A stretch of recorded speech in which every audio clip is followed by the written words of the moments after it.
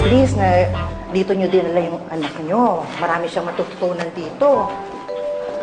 Marami pang magagandang lugar dyan. Oo nga po, napakaganda ho. Napakaganda ho ng garden.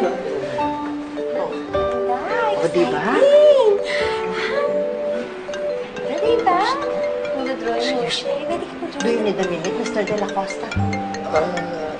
Excuse lang po. Excuse me. Hello? Puntahan mo ako ngayon dito sa bahay. I need your help. Mag-isa lang ako, hindi ako makagalaw. Ha? Ano nangyari? Ipapaliwanag ko na lang pag nandito ka na. Basta bilisan mo.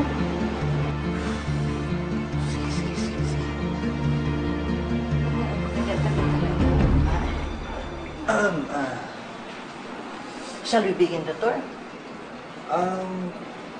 Okay lang ba kung kayo na lang muna? Kasi nagkaroon ako ng emergency.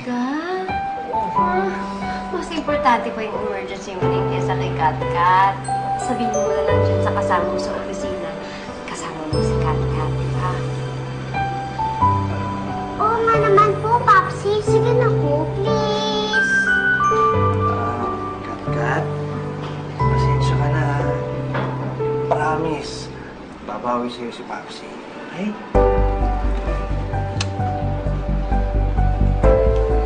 Una na po ako. Okay. Kat-Kat? Okay lang naman sila kung tayong dalawa lang ang magtutour ng school, di ba? Sige. Okay, syempre.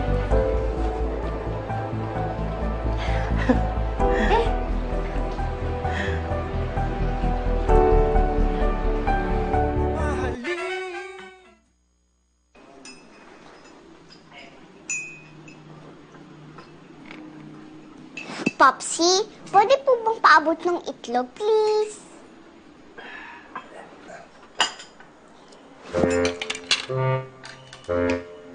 Popsi, hindi po hotdog, egg po.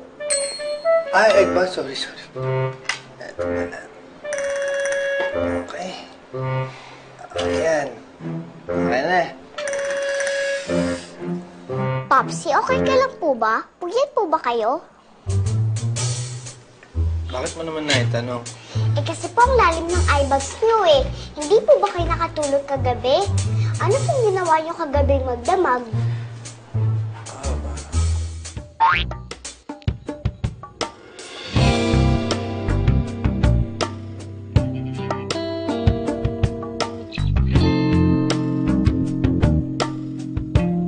Anak, dito ka lang ha. Huwag kang lalabas. Magluluto lang ako, ha? Yes po, Ako maglaro. Mamsi.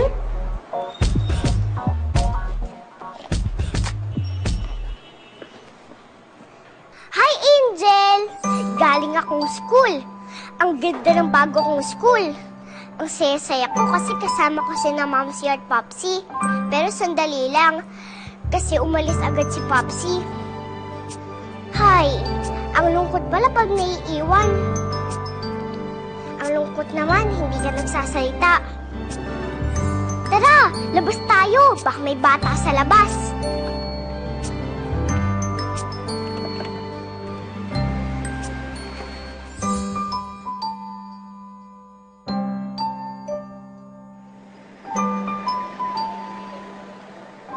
Teka, kay Pops yung call na yun ah. Okay, I'm sorry. Look, na-appreciate ko lahat tong effort mo. Kaso nagkataon lang. May enrollment din ni Kat-Kat ngayon. Wala na tayong magagawa. Nandito ka na rin naman. Saan ka na bumawi dun sa ambon mo? Might as well. I-enjoy mo na. Come with your food.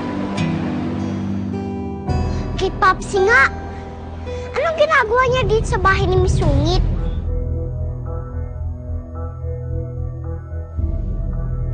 Bukas yung gate. Popsi?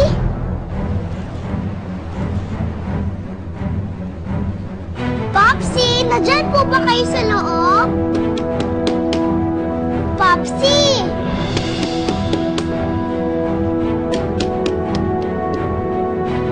Popsi, nandyan po ba kayo sa loob?